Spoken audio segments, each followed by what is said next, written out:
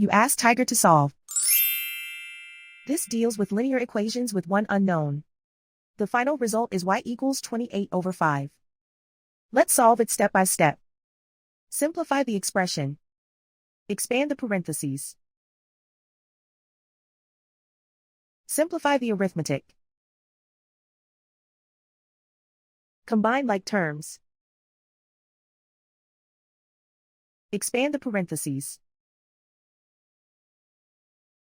Simplify the arithmetic.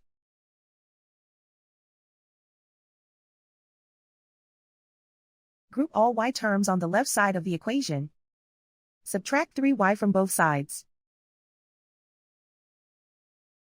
Group like terms. Simplify the arithmetic. Group like terms. Simplify the arithmetic. Group all constants on the right side of the equation.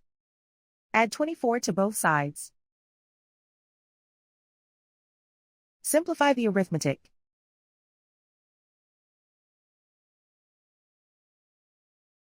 Isolate the y. Divide both sides by 5. Simplify the fraction. And so the final result is y=28/5.